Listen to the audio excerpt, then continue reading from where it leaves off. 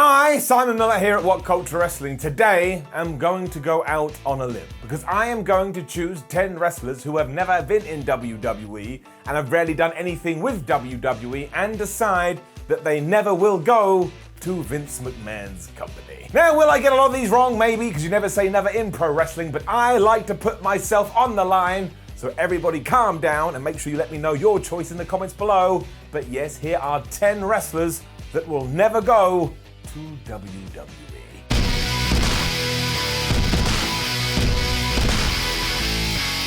Number 10, the Young Bucks. So I am putting myself on the line here straight away. I understand the risks, but would Matt and Nick Jackson absolutely smash it in WWE? Of course they would. Go and look at their track record and their history so far. No matter what company or what promotion they have popped up in, they have been brilliant. And I truly believe they are one of the best tag teams of all time. Going crazy now, but I already told you about the comments. Get your ass down there. But given that they are EVPs of AEW, the only reason I can ever see them deciding to jump ship is because All Elite Wrestling isn't becoming this big behemoth wrestling company that we all want it to be. And that makes me super sad because I want all wrestling promotions to smash it. So that's why I'm not going to bet against this horse. And just to double down on it, no, you never say never in this crazy game, but let's just compare the two tag team divisions. WWE's is okay, but they never really push it properly, whereas over on All Elite Wrestling, especially Dynamite, sometimes you have tag team matches in the damn main event. And sure, Matt and Nick could go on their separate ways and become singles competitors, giving them a far better opportunity in WWE, but given how great they are when they come together, that's mostly what I want to see. I've made my prediction now, so I'll cross my arms and deal with the fallout. Number 9, Nick Gage. Nick Gage is a wrestling anomaly. If you have never seen any of his matches, you definitely need to check some out.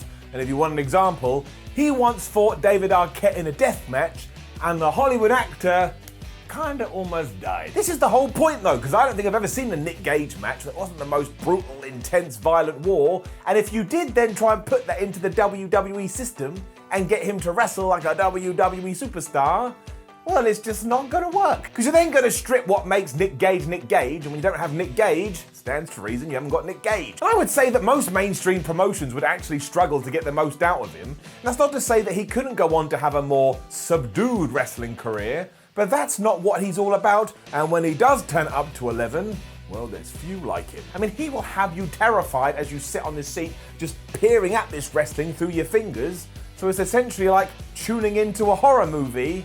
And what other wrestler can say that? Number 8, Jay Lethal. And this is mostly because he said that he wouldn't. Now, lots of wrestlers say this, of course, and with his experience, Lethal could easily go to WWE and smash it with the right creative and with the right push. But if we go back to 2020 when he did an interview with Sportskeeda, well, when they said to him, hey, would you be interested in AEW or WWE? He just went, no. He also gave quite the rousing speech about how his long-term dream is just to be able to become a professional wrestler and have that be his main job. And because he feels very loyal to Ring of Honor that's allowed him to do this, he now wants to see what the future holds with ROH. And that's very nice of him. A lot of people don't have that commitment. It just means that Lethal is hoping he can do massive things in that promotion, so unless anything changes drastically very soon, it's just not going to happen, which means I will be correct. It is a surprising one though, because if you had asked me a few years ago, I would have said he would have gone. So actually, when you take all the statistics into the equation, I have failed again. Number 7, MJF. Another big call from this bald idiot. The reason I am backing MJF to be an AEW lifer is for all the reasons we mentioned when we were talking about the Young Bucks, but with one more cherry on top. If you barged in here right now and put a gun to my head, I would tell you that I think Maxwell Jacob Friedman is going to be such a big star for All Elite Wrestling, he wouldn't even need to consider any other offers. For example, is Roman Reigns, the tribal chief, our head of the table, oh Roman, we love you, ever going to go to AEW? The answer is doubtful, because even if he did have an inkling, Vince McMahon would do whatever the hell he had to do to ensure he stayed with World Wrestling Entertainment. Because the big dog is integral to the company and their future plans, and also, I imagine Roman is very happy right now. I mean, he's main evented multiple WrestleManias, he's a key star for the entire organization, and he has super lovely hair. He is living the dream. So sooner or later, AEW's younger talent are going to start making their way up the cards to become stars in their own right. And I think MJF, I suppose what I'm saying, is going to be the Roman Reigns of AEW, although that's putting it way too simply. But yes, he will be main eventing double or nothings or all-ins. He's going to be here, there, or everywhere. people would probably just bring him a brand new scarf every day. I mean, he's going to be over the moon. And sure, if AEW doesn't hit the lofty heights it's aiming for, then this may change. But I've already told you that I believe that it will do, and MJF will be a pivotal part of this, so it will just be in his blood, it will just be in his veins. That also means he'll never say hello to WWE. Number 6, Tetsuya Naito. Once again, these are not my words, they came from him. We have talked about this before, but I just think it's going to take a massive 180 on behalf of Naito to all of a sudden change his mind. And I had lunch with the guy once, and he doesn't seem like that kind of cat. And for people that always miss those jokes, no, I didn't have lunch with Naito. I mean, who the hell do you think I am? But after he was riding high following his clash with Chris Jericho at Dominion, somebody from WWE did ring him up and said, "Hey, Naito, do you want to come over to New York like your good friend Shinsuke Nakamura?" And he just went, "No, I don't want to do that. Get off the phone." And he made it very clear in interviews why he chose this road too, and it actually comes down to a nice simple premise. He sees New Japan as the #1 company in the world. WWE is essentially #2. So if he's already in #1, why does he want to go to #2? He's also already winning titles there and is essentially a legend. So I suppose he's also quite comfortable. So he's made the right choice for him. Number 5, Kazuchika Okada. And following on from that, let's talk Okada. Now I will admit that I am not 100% on this one. In fact, my tum-tum is screaming at me right now, "Simon, don't do it. The comments and the people on the internet will kill you."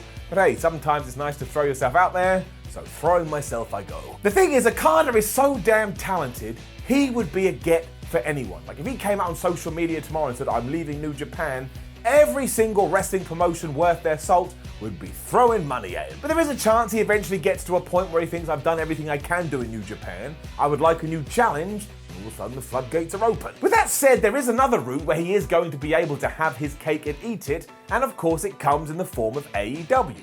If he ever does decide, "Well, I'd like to stay in New Japan, but I'd also like to wrestle elsewhere," AEW would open that damn forbidden door tomorrow and say, "Please, Okada, come on in, come on in. And when you're done here, sure, you can go back to NJPW." So essentially, he can call the shots. You've also got to figure that he is inspired by many of the New Japan greats that made their whole legacy by just staying there. And I mean, honestly, if he did retire right now, he'd still be in that group. Because once again, Okada is just a ridiculous professional wrestler. Number 4, Nick Aldis. This one is crazy. Look at Nick Aldis. Look at him. He surely ticks every single one of WWE's boxes. As ever in this crazy profession though, it actually comes down to reasons outside of wrestling as to why apparently WWE aren't interested. Because when Nick Aldis did appear on Chris Van Vliet's podcast in 2020, he was asked about this.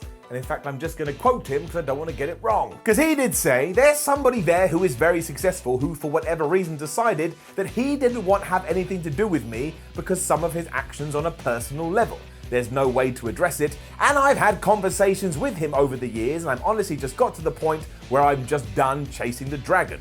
Ultimately, what's my vision here? Is it to be in WWE or is it to be a big-time pro wrestler? Because yeah, one way obviously provides a path much quicker to the other, but it's not the only path." How cryptic is that? And there were some murmurings that John Cena had something to do with this, but it's so easy to start a rumor in 2021. I could go on the internet and say, "I heard that John Cena did this," and within 25 minutes, it would be headline news everywhere. It does sound like now, though, Aldis isn't exactly enthused to go to WWE, and even if he did, he'd probably be worried that he'd be EC3'd, and nobody wants to be EC3, so again, as I'm saying, he ain't ever gonna go. Number 3, Christopher Daniels. Right, I'm cheating here a little bit because I said people that have never been in WWE, and Christopher Daniels has, but he never went there properly, and this is Christopher Daniels, who had a terrific career. So the reason I put him in is because it just makes no sense. He did sign a developmental deal way back in 1998, and yes, would often appear on the B shows, but he was never a regular on Raw and SmackDown,